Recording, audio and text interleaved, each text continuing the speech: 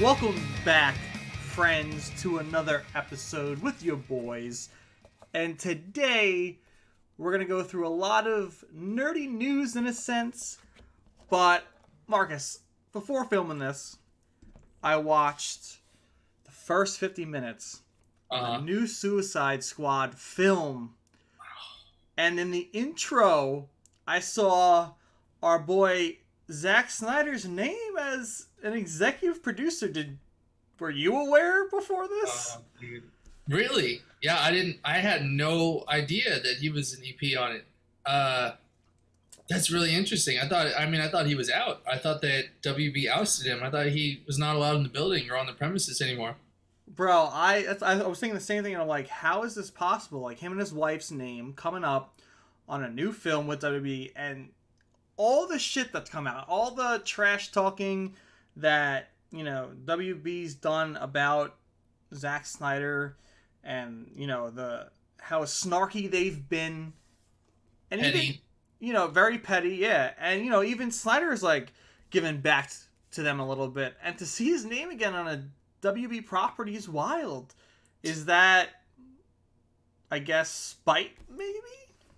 Yeah, I mean, it kind of shows, like, there's one of two things, right? There's either one, WB was like, hey, Zach, so I know we've been shit-talking you a little bit, but can we get your input on this a little bit? Which I don't foresee that being the case, because, like he said, they've been very petty to him, and I feel like they have security. His name is probably on a blacklist that will come inside the building, especially because of the success of Justice League.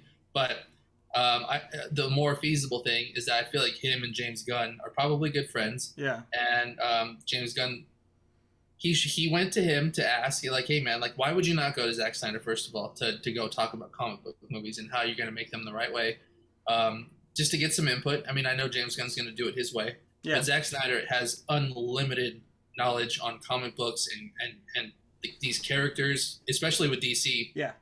He's been intimately involved with for, I don't know when Man of Steel came out. I think it was, how long has it been, Ty? It's been forever, right? Yeah. So why would you not go talk to him about it and get his input?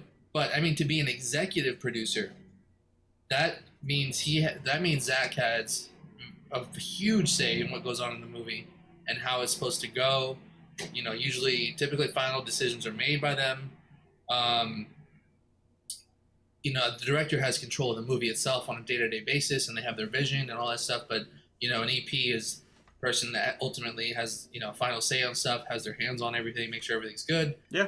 So the fact that he is there, that blows my mind. And I know I haven't seen the film yet, so that's really surprising to me, Ty. And but also exciting because obviously, I'm a huge Snyder fanboy, and I love him and I love his work. And it's a good call, man. Good call catching that. It would have shocked me if I saw it first. Yeah, man. I think James Gunn's felt that kind of big business weighing down on him, because look what Marvel did to him originally, right? Yeah. And obviously they took him back because you're stupid. That one moment of weakness that Disney and Marvel had for James Gunn to let him go allowed him to work for DC. And now he's going to be doing, Peacemaker. Apparently he's hands-on with another film, possibly. Mm-hmm. And he had a lot of fun doing this. And I think, in a way, I could be wrong, but James Gunn probably feels for Snyder and what's going on with him. And why not, go to this guy who's super knowledgeable with these characters and who has had such a, has such a different vision for these characters and made it well. And we've seen it in Justice League in his version. He took something and made it beautiful, especially when we got that Whedon-verse version, and it was garbage. And then we get finally, 2021, it was May, right? When it came out, or April? And yeah. And it was March. I think, March. And it was a masterpiece. He knows what he's doing. So to have him as an executive producer, either for spite or for knowledge or for both, I think it was great. I'm 50 minutes in, I am intrigued. I don't see the big hype on it yet, where it's like this 96% of Rotten Tomatoes. I've never agreed with Rotten Tomatoes with anything, because they've praised things high and I haven't liked it. They've praised things low and I've loved it. So there's things that I enjoy a lot, and there's still over an hour left of this film, so I think it's going to ramp up big time, and I see what they're setting up for, so I'm excited to finish it. But, you know, James Gunn, he's very talented. He knows what he's doing. He's great with the comedy aspect, too, and this film, you know, embraces it because you have these wacky characters, and I'm just excited. I'm excited to finish it. It's got me pumped up, so... Yeah, me too, dude. I can't wait to watch it. I can't even wait to turn it on. Probably what I'll be doing very shortly here. But, you know, you mentioned that James Gunn was in talks to do more content for DC. Yeah. So I think that little rumor is true. Yeah. Is there something in particular that you'd like to see him do? I do. I wrote it in the group chat to you and Kev, and I don't think it's going to happen, but it'd be a cool possibility. I want a Bane solo film with Dave Bautista at the helm as Bane. You know, they have such a good relationship, James Gunn and Dave Bautista. They have each other's back. We've seen it, especially when he got originally fired off of Guardians. I think they'll line a sword for each other. And we've seen Dave portray Drax. And even though the version of Drax we've seen is, you know, very comical, you know, a little dumbed down, weird, I think he can handle Bane.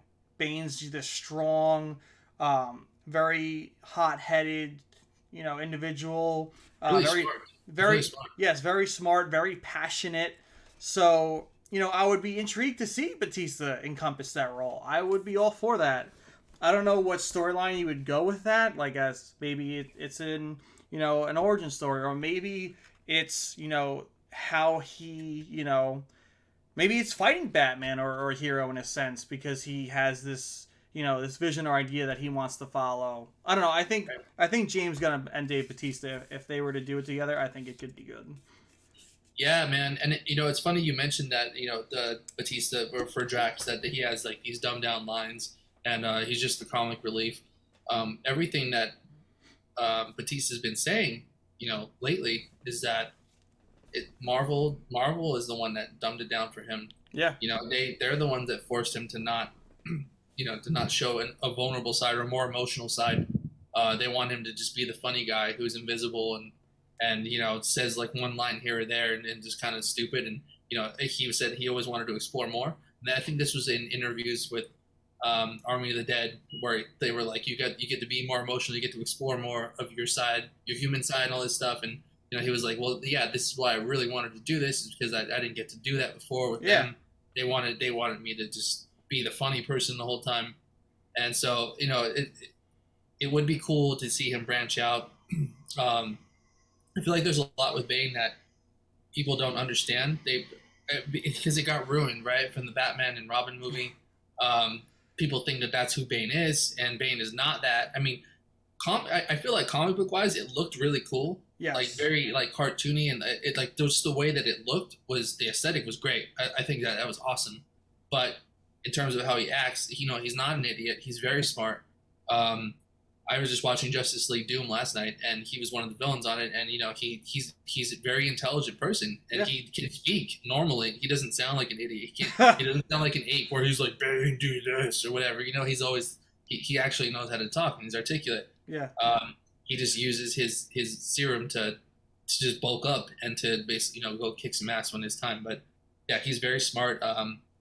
So it would be cool. I don't know. Yeah, it's interesting, right? Like, do you want to see something where he's in the middle of, he's already Bane and he's just like trying to foil or, you know, take on Batman or something, or is it an origin story? I don't know, but that's a great take on it. I would like to see him do that too. And I feel like even for Bautista too, like, you know how he said he was very dumbed down through Marvel, like he ad-libbed "Why is Gamora?" You know, something like a stupid line like that. That's, you know, that's a testament to Dave himself for, you know, sticking with the stupidity of the character, but ad-libbing that into such like a good scenario because Right. it shows that he can do, like, he knows what he can do as an actor. And Yeah. even with a dumbed down version, he can make down a dumbed down line that was one of the most iconic lines in the movie. You know, it's just I feel bad, like, for him as Drax. Like, I feel bad for him, and he even announced that Marvel didn't even ask him to voice Drax in the What If series. So, like, I feel like they're not grateful for what he's done, and I think he's brought Drax in the limelight for people, especially in the Marvel realm, for people who didn't know him. So I feel bad for him. But You bring up a topic that I was not prepared to talk about today, but now that you brought it up, the wheels are turning, and I want to start to see what you think about this, because this is going to be a little controversial, but all right. I guess not. But let's see. So we had a discussion, I don't know, a couple months back maybe, about how Marvel was kicking DC's ass in all aspects and has been for years, right? Yeah. They've been doing it for years, doing it for a long, long time. And, recently, I feel like I've been seeing the brakes have been pumping on Marvel. Oh, I mean, let me put it this way. Let's start by talking about what's been happening, right? So that's one of them. That's like a little piece that kind of inches itself out is, like the treatment of their actors and the characters, and like, you have a talented actor, but you want to see this character dumbed down, so the character has to dumb down. And so, that's fine if that's their vision, but recently the Scarlett Johansson thing has come out. And that's another thing where she feels very slighted. And, it's very interesting to see an actress who's been playing a role for that many, over a decade, come out and just basically sue the shit out of them. Disney, of all people, who owns, like, the entire fucking world. You're going to go sue that person? The balls that she has to do that. Because she's done with the role, right? So she's like, now that I'm done, here you go. Fuck you guys. I'm gonna sue you now because, like, I haven't been treated fairly. The James Gunn thing, how they pulled the trigger on him too fast, but then backpedaled and rehired him back again. That was really weird. Yep. Just to X him out after that. I mean, I've seen the guy seems like a good guy, but the whole reason they did that was, I feel like they just succumbed to, like the pressure that was going on at the time of. I think it's sexual harassment and, like, Me Too stuff and all that. And yeah, and I think you can wanted to get ahead of it. I think you can move back to as well with, Josh Whedon. Like, look at all the stuff between Gal Gadot and Ray Fisher and the stuff that they brought up about him, and who knows what he did to the Avengers cast, right? Because they don't speak about it. They stopped using him cold turkey. So why would you remove someone just so quickly that gave you the success of the Avengers film, right? That's the thing, man. There's some weird things happening behind the scenes, in my opinion. And yes, they are giving us great content to watch and enjoy. But the more things happen, and the more things these actors and actresses that have the balls to say things, it gets a little sketchy on that end. And it's the same thing, obviously, with Warner Brothers, except Warner Brothers just doesn't give two shits. They're just like, we hate Snyder, we're going to be obnoxiously petty in your face about it, and the fans will see it, and they don't give a shit about it, And it's funny in the sense for that, because, they asked John Cena, who is Peacemaker in the new film, what his opinion is for the David Ayer version of Suicide Squad, and he's like, if the people want it, release it. Like, it's your fans. If they want to watch something, why don't you just give it to them? If it's already made, give it to them. So, like, it's, to me, these, between Warner Brothers and Marvel and Disney, like, your fan bases are so passionate. It's, it's these nerdy realms that have such passionate fans. And then all this sketchy stuff happens behind the realms. Like, it's weird.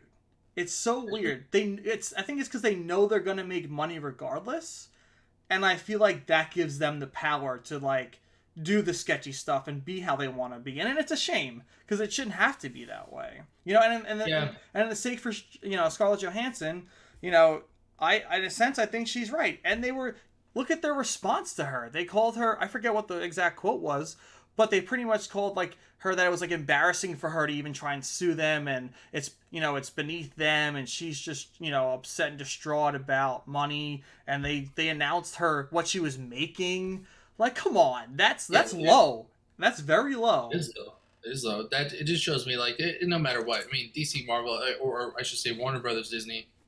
The people that are up at the top, they're making their paycheck is a lot more than ours is, and so they're very much interested in keeping their paycheck way above ours.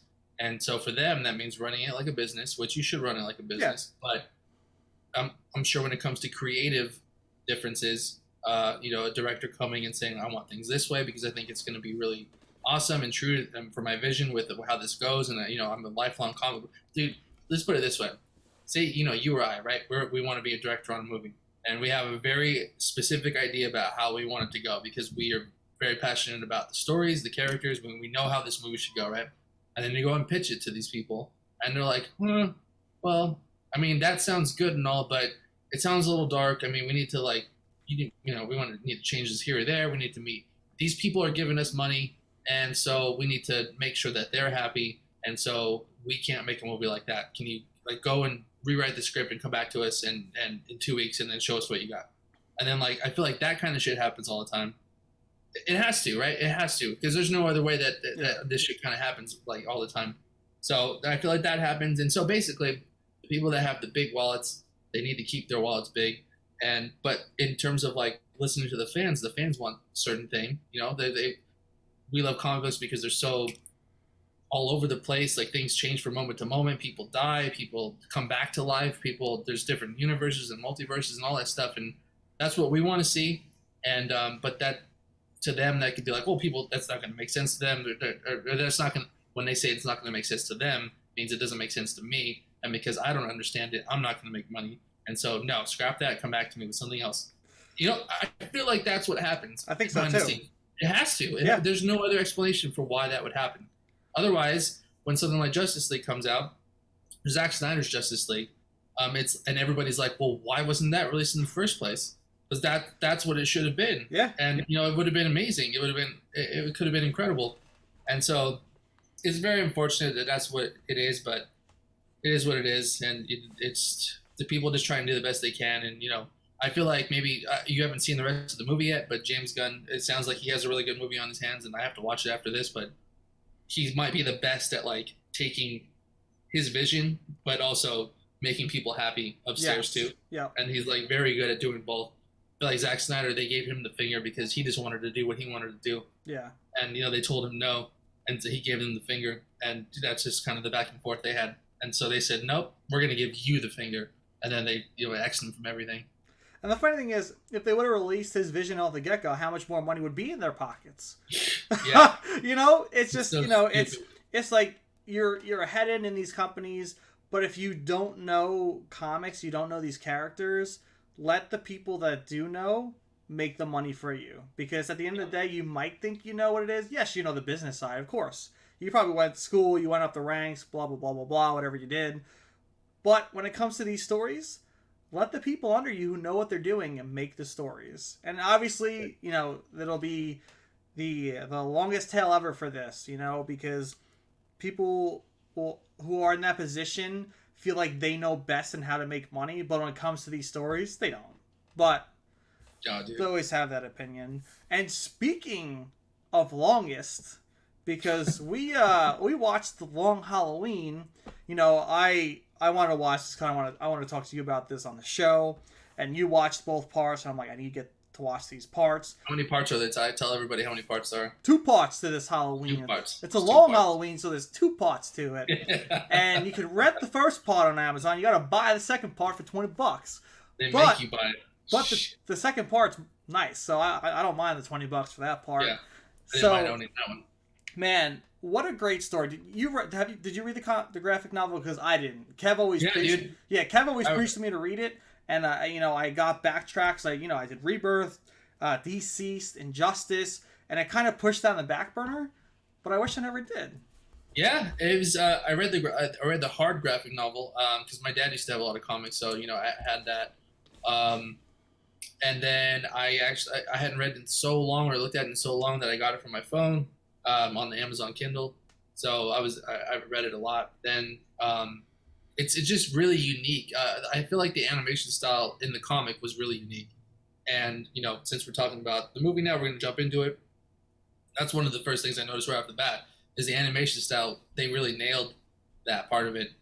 It was so different. It's a lot different from that because some of the animation stuff we see is really cartoony. Yes. It's really colorful in your face, and excuse me, this animation style in part 1 and 2, it very much looked like you were looking at a graphic novel, and so I really appreciated that part of it. Even though it's simplistic, it looks like it's so weird, right? It's like because it's simplistic, but it also looks modern at the same time, 1,000%.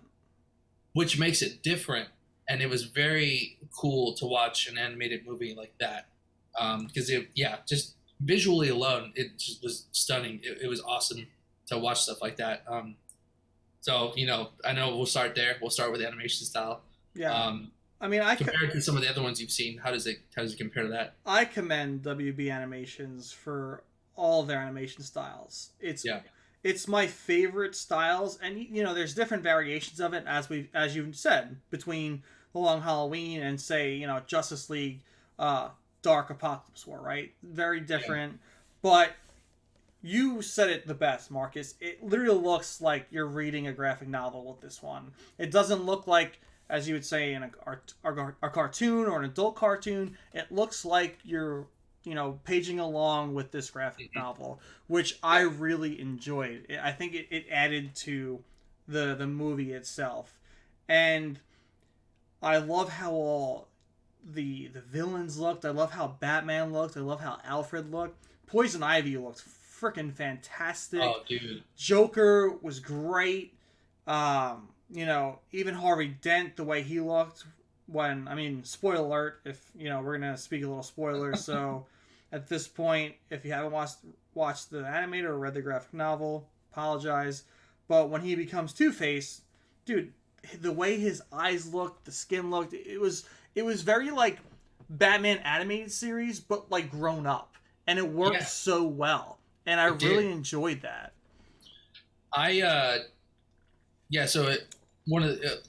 One of the things you said was, just about how everybody looked, right? Everybody looked incredible. They were picked up and put on the screen from the comic book and from the graphic novel, and it was awesome. The Joker, I do have a note about him, is, he sounded exactly like Mark Hamill. He did. I thought it was Mark Hamill. So did I. But that's funny to me because, they have different actors doing it. I think it was Troy Baker that did it for this one. Yes. Yeah. So I'm having a hard time remembering his older stuff because I know he's voiced the Joker for a long time, but it sounded to me like he was trying to imitate Mark Hamill on this one because he sounded just like him. He did. Dude, I was like, oh my God, is that Mark Hamill? It made me excited because that's just how I picture the Joker sounding. He's like Mark Hamill. And so that was cool. The scenes with him I think the big scenes with him were in the first part. Yeah, that was the first part. Yes. And that made the movie for me. The first one was his interaction with the Joker and how that was just that he was chasing him down at the end, and because I was picturing Mark Hamill too. But I feel like, dude, we're gonna go for favorites. My favorite in this animated series was Harvey Dent / Two-Face. Yes, easily. I think the guy that voiced him, and I don't know who it was. I didn't do my research. I didn't look it up beforehand. But before and after, and before you can hear it coming, because he put that that darkness and rasp in his voice, even when he was just Harvey Dent, and you could hear that it was going to come eventually. Yeah. And then when he broke down, then he was just that way 100% the full time. That was just. It's just so good, man. And, I've always loved Two-Face as a character, but in this one, because, he turns himself into, and, he does really have two sides of himself, and he struggles with that. And, he just has a broken psyche, and he just is completely screwed up. So, yes, he does do terrible things, but he also, Harvey Dent comes out too, and he struggles with that. And I thought that this animated movie really brought that out for, people to see that don't have a good idea about who Two-Face is. They can think he's just a regular villain, but yeah, this one really showed that. Yeah, it was a great story for him. And, I think for me, my favorite Batman storylines and graphic novels are things where it's a huge detective case. In this sense, right? it's early Batman. He's not the detective that he is because they make jokes about it throughout the film Mm-hmm. where, he's not the greatest detective.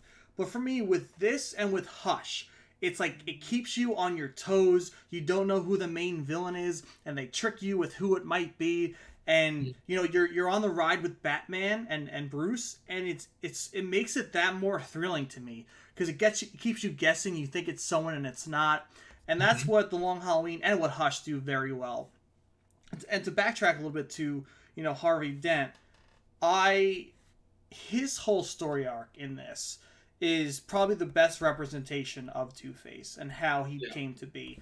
And my favorite part of it that really brought everything together was the coin, right? Yes. So Falcone gave Bruce this coin, right? 2 heads are better than 1. We see Bruce as Batman when they're in the storehouse in the boating area with all the money. Bruce flips the coin. It's heads because it's a two-face. 2 faces are better than 1. They burn up all the money. He gives that coin to Harvey, and Harvey did the same thing. He's flipping the coin to put judgment on people. And then what I really enjoyed when he became Two-Face is when he put the X on the one face, and that's how he chose the judgment, because he came full force and he was this big law-abiding citizen who was the hammer of justice, and if you're bad, you're bad. And with what happened to him, even though he's sadistic and evil and doesn't matter about killing anymore, he's kind of right, because he's like, there's 2 sides to every story. There's 2 faces to every person. And he's not going to pass the judgment on the people, but the flip of the coin will. And that, to me, was perfect. Like I said, the best representation of Two-Face. It really honed in his story together for me. And I really wish I would have read this graphic novel earlier, because I've always generically known about Two-Face and how he came to be and the flip of the coin. We've seen it in The Dark Knight. I've seen it in the animated series, but the origin in this animated film, it's perfect. And if you don't know too much about Harvey Dent and Two-Face, this would be the perfect way to learn about him. Yeah, they kind of, so in saying that, versus Christopher Nolan's vision in The Dark Knight, did you think that he did that justice? Can you see some similarities between the two? Oh yeah. Yes. Especially with the coin being 2-sided the whole time in that movie, and you didn't know that though, and she thought that he said, I make my own luck, because he knew that the coin was double headed the whole time. Yeah. And then but the accident he was in completely scarred the other one. Did you think that was a cool departure from that? I think so. Yeah, I don't hate it one bit. For the animated movie, for The Long Halloween, it was just it made you learn more about him as a person. Because in Dark Knight, you didn't really, you felt for him, but you didn't really understand what he's been through. And you felt bad for him because he was got his face burned from an oil drum, and his girlfriend perished at that point. And, that's what made you feel bad for him. But for this, you feel for him. You understand what he's going through. You understand, I felt bad for him with the things going on with his wife and how he was also just trying to bring justice to this city that's very hard to bring justice to. There's so much going on. You can tell by the slew of rogue gallery that they brought in for this, which dude, in the second part, you really get to see it. But Batman's fighting Poison Ivy, Penguin, Joker, Two-Face, Solomon Grundy, the Mad Hatter, Falcone, Scarecrow, and it's just they did so well adding each of these villains and having their parts. And obviously, for me, what I got from it, they didn't really show it. They said it a little bit through Joker because he doesn't want to be number 2. He wants to be number 1. But the main reason to go for Falcone was to be head of Gotham. They wanted to be the head of Gotham. They were getting away from this old school gangster vibe, and they were going with the psycho villains that wanted to be the head of Gotham. I know, dude. And that added another, element to the film as well. I love that you brought that up, because that's kind of, it's just the origin of everything. It's let's take the crime away. Let's take the crime families away from this, it's our time now. We see that this is the way that's going, um, and it really, Batman has never fought all of them before like that at the same time, and thankfully he had Catwoman's help. And that also that was like a whole dynamic of the thing that we haven't talked about yet. But Yeah. Batman and Catwoman's dynamic is very apparent in this one. They're very much. I mean, Batman says like he always says, "I don't need your help," and like stay away from me and don't do that. But then she always steps up and saves him all the time. She saves him, and she and they have a very much romantic relationship the whole time. She knows who he is, obviously, based on the movie. So I thought that was probably the best Batman-Catwoman relationship that I've seen on film. It very much captures the essence of what they are and who they are as characters. With the way that has been in the comic books. Batman always pushing her away, but also he very like he loves her. Yeah. So there's that part of it. Dude, I thought that part was really well done. And did you see the I mean, obviously you saw it, but where they got it from The Dark Knight as well? The whole cache like stacked up to the top and it being caught on fire. Yeah. Like how very much Christopher Nolan pulled from The Long Halloween. Oh yeah, big time. And you don't know that if you didn't see or if you didn't read the graphic novel beforehand, or nowadays see it because we're watching it. But there's so much that he picked from that. Yeah, he did. That was in there that nobody really realized because they didn't read it or anything. But yeah, dude, he used The Long Halloween as a huge reference for his movie. And what a brilliant story to pick from. I wanted to binge watch both in a row, but I had a busy work schedule and it made me sad that I couldn't just watch part 1 and part 2 back to back. And to backtrack a little bit, I think the relationship between Selina and Bruce and the Batman Catwoman interaction was one of my favorites too, because it wasn't over romantic like some of the animateds do and some of the movies do, where they try and like sexual tension's huge. You didn't really feel sexual tension because you knew they were already intertwined together in a relationship in some sense of the way. And I also liked it because you can tell they were young, because how Selina says Bruce when he's in the Batman to Falcone's son. And it's these little mistakes and little things that make you realize that, like, the younger Batman Catwoman dynamic, there's a lot of mistakes made. Obviously he introduced himself as Batman to Selina very early because he felt this connection with her.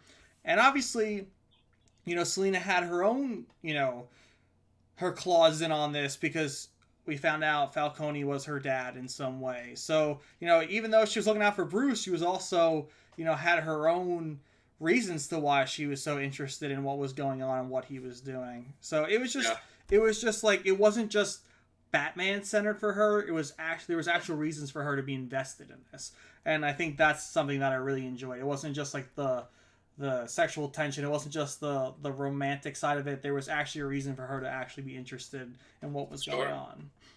And she saved his ass when he was mind controlled by Poison Ivy. Multiple times. Wow. Yeah, she saved his ass the whole time, basically, throughout both movies. Yeah. She always...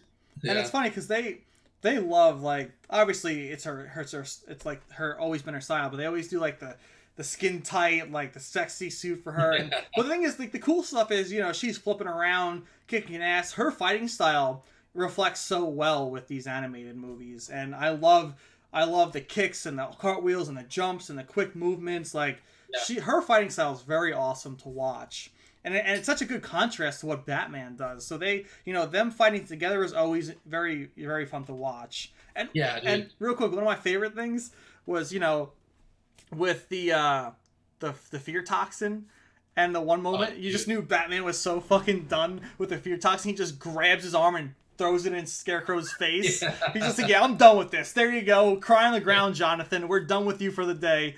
Have a good time in Arkham until you break out again in like 10 minutes. Oh, dude. I mean, and this will be the last thing that we can move on, but I'm like favorite part of this whole thing, part 1 and 2, was when the fear toxin was coming out, but he got past it, and then he got stuck with the needle that injected him with it, and he wasn't expecting that. And then that whole scene after that, it just kind of like it was like he was in his own personal hell, and it reminded me of like the Arkham game. Yes.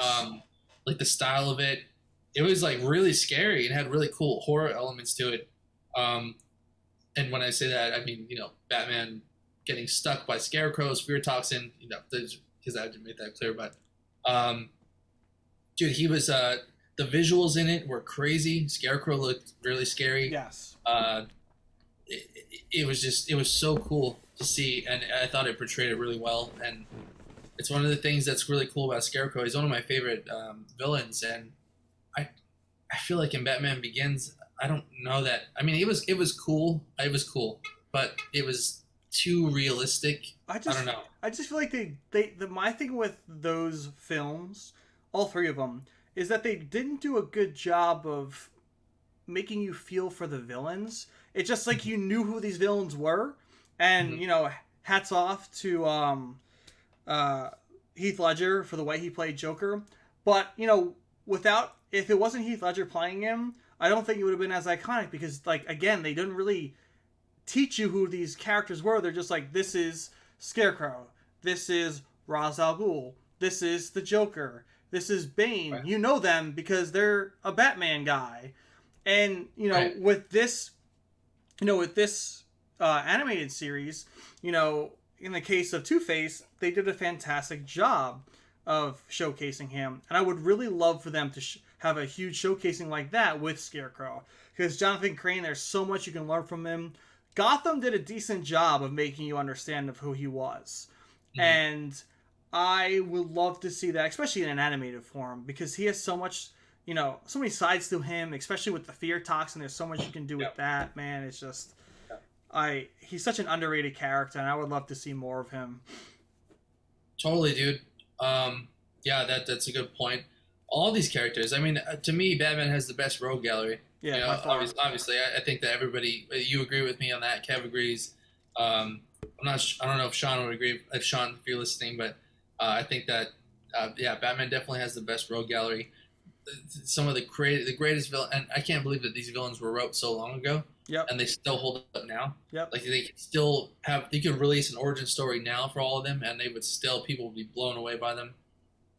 So there's that, and I would just love to see more movies like Joker that came out by Todd Phillips. I would love to see one of each of Batman's villains, because they're not so. It's not so just this person is bad. Yeah. There's always a reason why they're doing what they're doing. Scarecrow doesn't even want money or fame or anything like that. He just a lot of it, I mean, stems from him just being a scientist or being a doctor and wanting to know like how fear affects people and like how and all that stuff. Yep. And so it's not just that he wants to take over things and be bad. It's just like it kind of just who he turned into, and he's just a psychopath and maniac. It would be interesting to see that kind of stuff. Make a horror movie based on Scarecrow. I think that would be fucking incredible. Amazing. Yeah, that would be pretty crazy. That would be awesome to watch. A scary Scarecrow. James Wan do one because he does horror already. Maybe have him do a Scarecrow one to be really scary. WB, hire this man. He knows what he's talking about. Let's do it, man. Executive producer Marcus Desaris. Let's go. Let's have a we're talking about James Gunn doing more DC content. Let's have James Gunn. I would like to see him do a Mr. Freeze.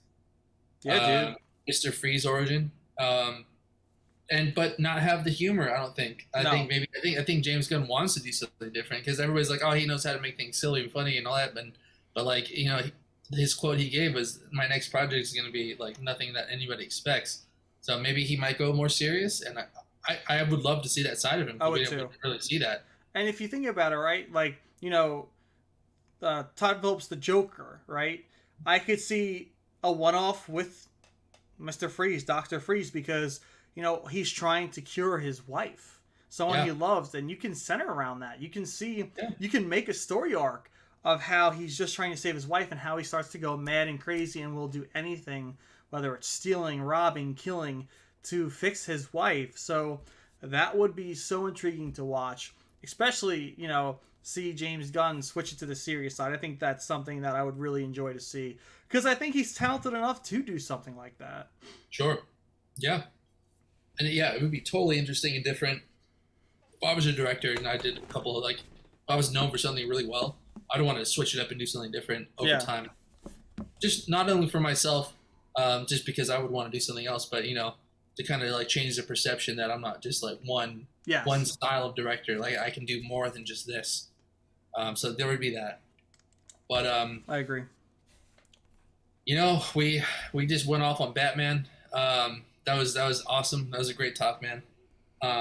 Great movie, by the way. Everybody who hasn't seen both parts, please go watch it. This is our endorsement for it. Ty, I think you and I are in agreement that was an incredible animated series.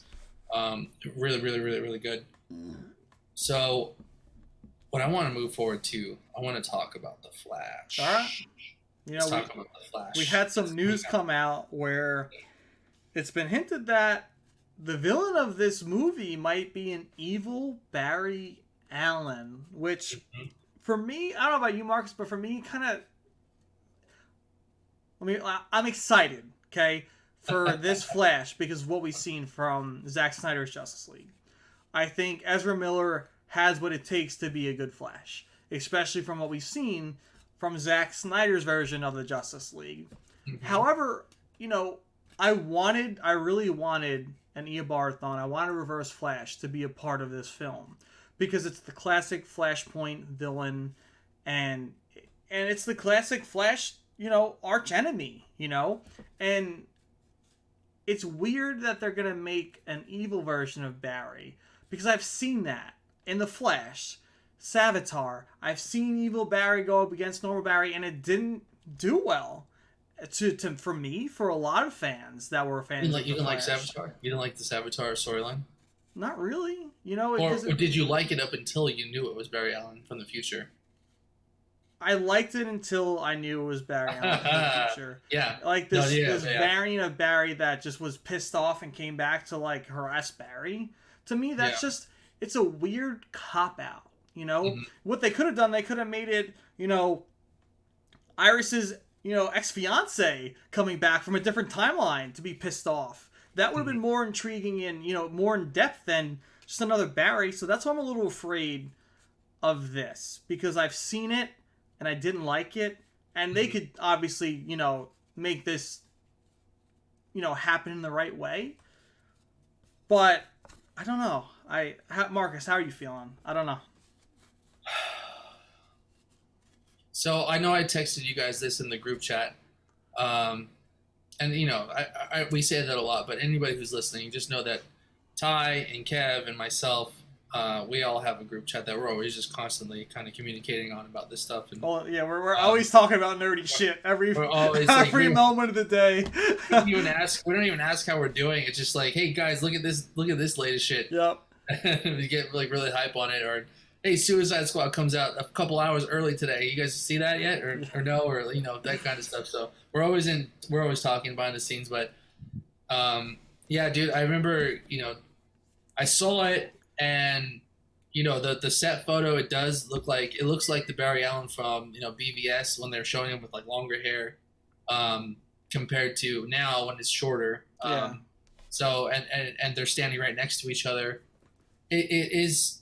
Are we just taking the set photo to? Is that the rumor? Is this because it looks like him and that's the case? So that's the rumor, but it also could be, maybe it's an interaction between the two. It might not be the villain, but I think people saw things on set that kind of show that it was the villain. Yeah, but I don't know. We could be wrong. We could speculating in the wrong way.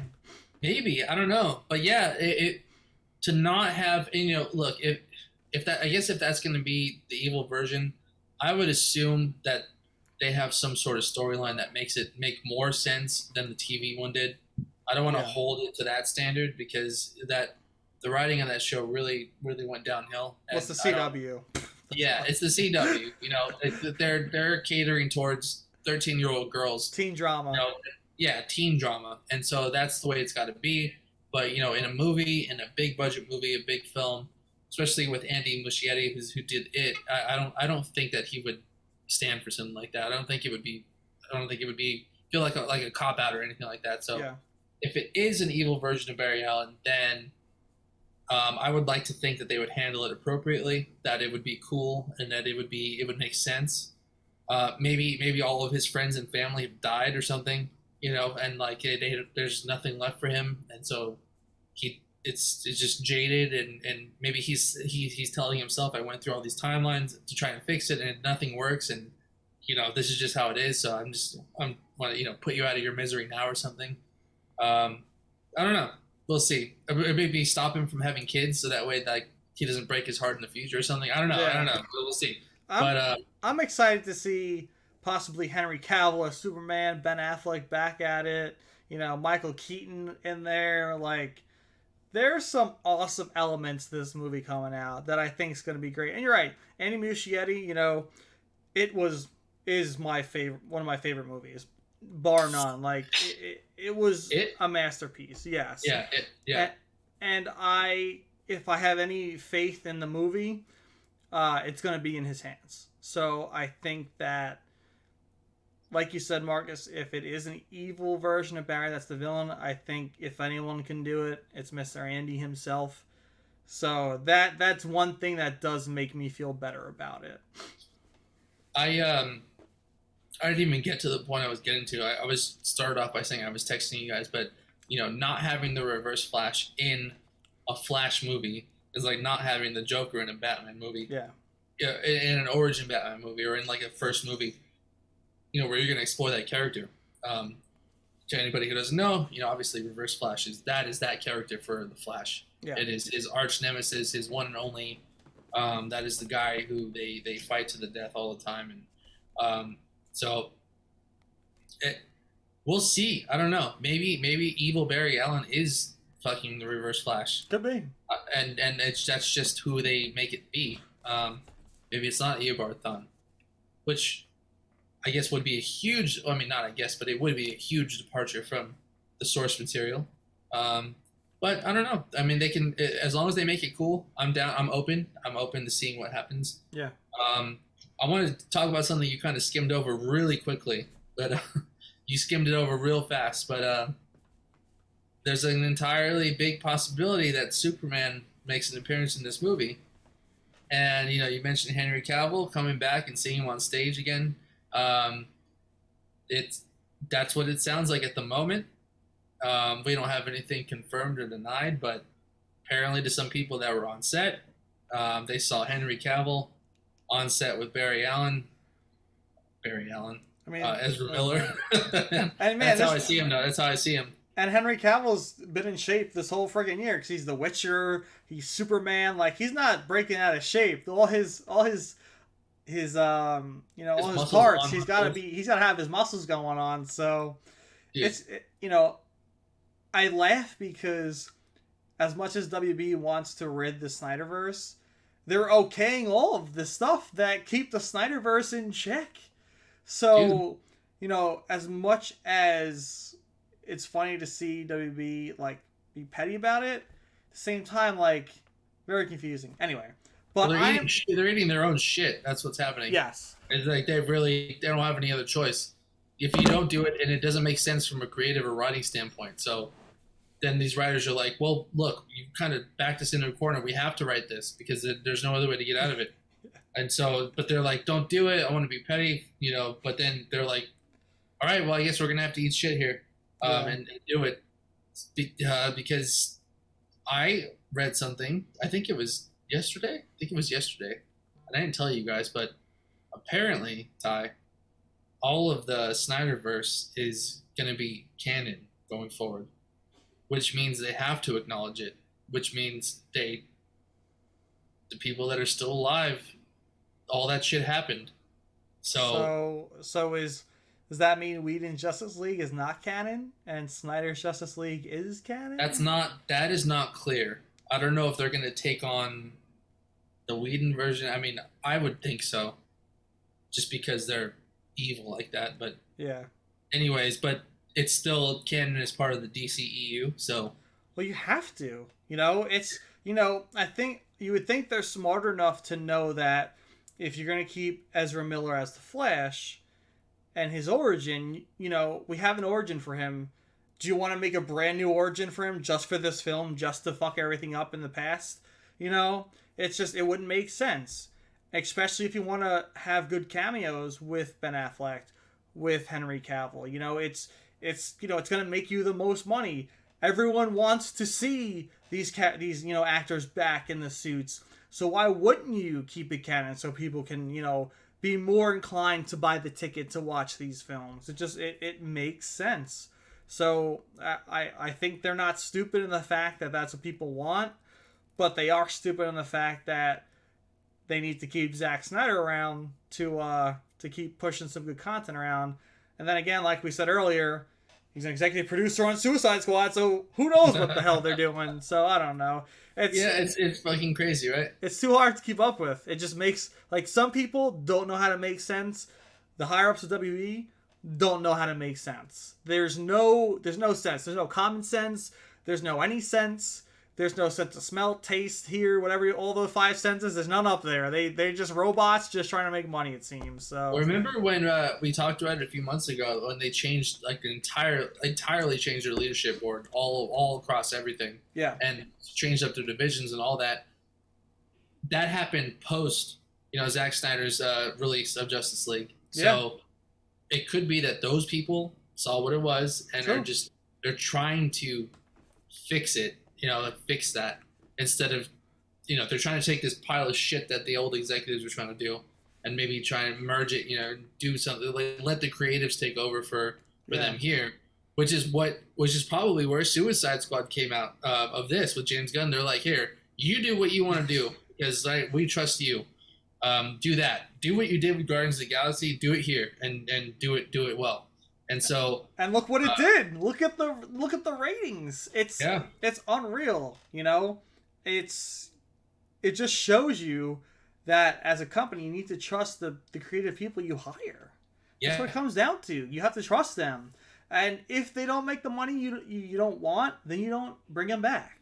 Then you can them. Yeah, you can them, and they don't come back after There's no reason to pick and choose and rip and put and say you want this and want that and do this and do that. Especially because they're not the people on set every day building this. They're not the ones building the script. They're not the ones reading the script. They're probably just reading through little lines real quick and say, oh, I don't like that. I'm going to put my 2 cents in on this. Do this instead. This is a little corny, but do this. Dude, come on. You get blown in the bathroom every day at lunchtime. You're going to tell me, what the suit should look like over here. You don't know what the fuck you're talking about, man. Come on. But speaking of suit, though, real quick, we got to see a little sneak peek of Ben Affleck's suit. On the Bat Cycle, which is also incredible. But the suit looks different.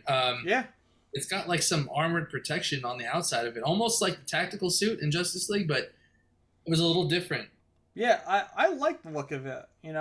I thought the Bat Cycle was cool, even though it ran a camera person over. I think they're okay. But it totally did. But I like the look of everything. I like what they did. I'm a fan of when they change up the suits and stuff for every film. I like there's so many different suits and that have been, drawn and made throughout the years of Batman, of Flash, of Superman. And it's cool to see, iterations of it and people's own takes of it and even new suits. Because why not? Make the suits fashion statements. You don't want Batman going on the same suit every year. We want to see different styles. We want to see, Batman got shot by a shotgun and his armor barely held up. So let's put some more armor on him because he doesn't want to get shot by a shotgun slug again and feel like he's out of breath. So I'm all for that, I like the look of it.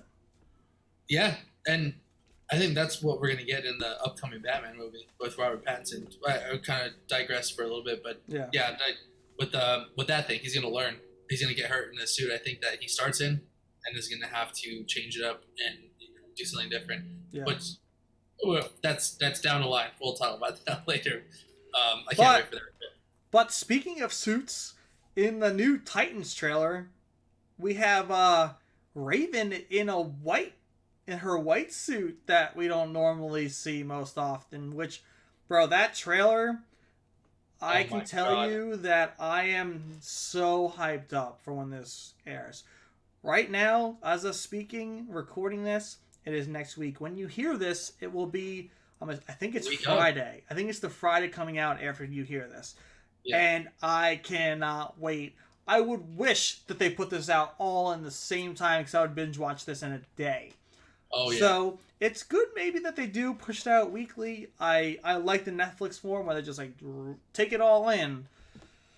But if it was the case, I would binge through it and not really enjoy every bit of it like I probably should. So it's probably better off. But man, what do we got going on in this trailer, Marcus? Spit the facts. Oh my God. Well, I mean, I'm going to start with the biggest thing that I think is the first thing they show. It's Jason Todd getting beaten with a crowbar by a shadowed man. Dude, and I think we all know who the shadowed man is. Yeah. That silhouette, man. And the face he sees before that in the amusement park. That is straight up Joker toxin on those people. Dude, it's straight up like half killing joke, half, death in the family kind of shit. It's... Yeah, man. Oh, God. It's going to be awesome. I mean, we talked about it a little bit before we talked on the show, but, I hope they show a little glimpse of Joker. I hope they show his face or like maybe the side of his face or something. I hope so, too. I know in the first season of Titans, they showed the silhouette of Batman. They didn't, show the full thing. So I don't know if it'll be something like that. If they're going to hold it back for later or not, but just the fact that we're even getting that and that, we're going to see that storyline play out,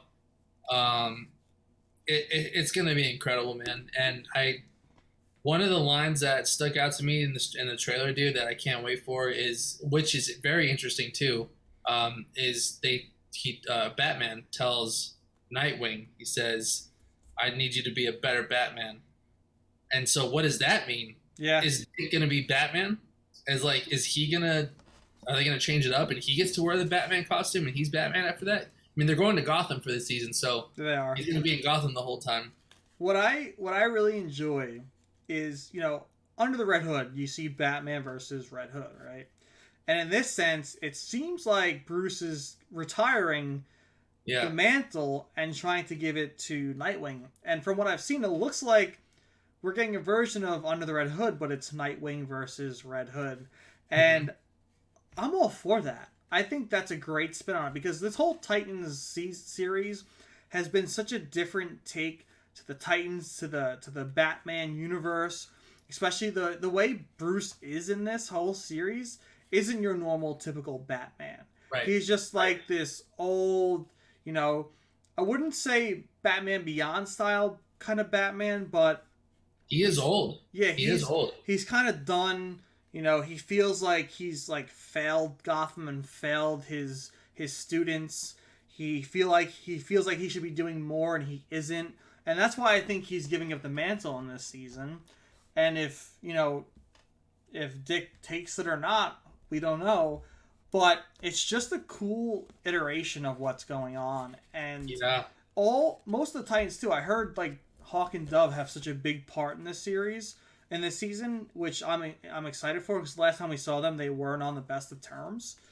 And I have such a crush on Dove. Yeah, she's great. Yeah. But that actress, I forget what else I've seen her in, but she's awesome. She's great. And then we have Raven and Themyscira. Yeah. Apparently they're trying to build. It's not going to happen this season, but they're apparently building the Beast Boy Raven relationship. The start of it this season because of how popular it is within the comics, and I think Teen Titans Go. I don't watch Teen Titans Go. They planted the seeds of that early on first season and all that stuff. They planted the seeds of that. I'm more of a Teen Titans normal animated series because that was king. Teen Titans Go. I refuse to watch and disgrace what was before it. Apparently it's decent, but the style of it is just not what I want to watch or even have the time to watch. Sure. But Titans itself, man, I just after last season with Deathstroke, dude, it was just epic. Even though the way Donna died was the worst way. Dude, I hated that. I'm so glad you brought that up. That was such bullshit. how does a descendant of Themyscira, how does basically from a power essentially line, Wonder Woman, how do you die from that? Yeah. Like, how do you die from that? There's no way, dude. There's no way. That shit does not happen. I feel like Deathstroke should have killed her, if anything. If anything, yeah. Because what made me laugh was I knew, like, because of course, like, comicbook.com has got to make stupid headlines that say, 2 characters die in this season's Titans. And I'm like, it's finale. I'm like, 6. So I know 2 people are dying. So there goes Deathstroke, right? Yeah. And then I'm like, okay, they just beat Deathstroke. Who else is dying? And then a power line takes out Donna Troy. I'm like, dude, it's like, what the fuck? I'm like, this season's been amazing, and that's how you're gonna axe a character? Like, come on. Yeah, that's embarrassing, man. That was a cop out. That was, man. I don't know. That was so stupid. Yeah, but besides that, I am very excited for this season. Yeah, no, me too. That being said, let's not. Yeah, we won't dwell on that, but that being said, very excited for the season. I'm gonna make a prediction right now that line that Bruce says to Dick that you should be a better man, or you need to be a better Batman. That's probably gonna be the last line in the series. Very end of the episode. I like that. The very last episode, and then season 4, Dick becomes Batman. And that's going to be bold. I like that prediction. I'm calling it right now. Very bold. I like that prediction. I'm interested. I have a different take. I think it's going to happen early on, and I think Dick's going to, deny it and go through the trials and tribulations of this Red Hood just to find out it's Jason Todd. And then maybe at the end of the series take over the mantle. But we'll see. I like your prediction. It's very bold, and I think that would be an epic way to end that season. Yeah, and to start the next season. Yeah. It's going to be cool, man. Shit, that was a lot. We got through a lot of news this week. That was a lot of stuff. A lot to look forward to. A lot to, enjoy in the future. I'm excited. You're excited, even though the higher-ups in all these companies suck. But the content... most of it's very good, so it's a good time to be alive. Good time to drink some beers and a good time to watch some comic book television. I'm gonna wrap this up very neatly in the perfect bow that I started earlier. I started wrapping the present earlier. Remember when I told you how I thought things were changing between Marvel and DC? Notice that we talked about all DC today. All news about DC. All very exciting, very awesome news. Yeah. I think that is changing a little bit. So. I'm going to make another prediction that I don't know about. I mean, we're going to be obviously very excited about Marvel's next phase that they are going on, but DC has some stuff brewing right now, and I think that they're coming up. We're going to see a lot of great shit coming up. You got to finish the Suicide Squad. I mean, we're going to have the Flash coming out, the Batman's coming out. Dude, this fall. Injustice animated movie. Yeah. I can't wait to see that as an animated film. Like, that's huge. That storyline and that video game in itself is one of the best stories that DC's ever had. So I can't wait to see that as an animated film. So, I mean, I love them both equally. They're both amazing to me. I love Marvel and DC. A lot of people, they always feel like they have to choose one side or the other. You either can love Marvel or hate DC, or love DC or hate Marvel. There's no in between. I think that obviously on this show, we love them both. We both want to see them do well. Yes. We love these characters a lot. And I know we've been leaning very heavy Marvel lately, but it's time for DC to do its thing and to come back and to finally start showing its place to people that, they have some of the better characters, I think. They just haven't been represented that well. And Marvel's done a fantastic job of bringing up characters that people don't know or care about, but make them care about them. And now they have these incredible roster of characters that everybody cares about. Yeah. DC started with the characters that people loved right off the bat and cared about, and they're amazing characters. And, so it's just, you just got to build them up, and, they're coming up now, and I think that we're coming to a good place, especially since management's been changing for WB. I think that we're almost there, and it's exciting. Yeah, it's exciting. Well, I think a lot of news to come in the next months or so. It's going to be great. Hell yeah. Well, as Marcus said, we got exciting things to come on all ends. And Marcus, It's always a pleasure, an honor. Thank you all for listening. Cheers. Cheers, everybody.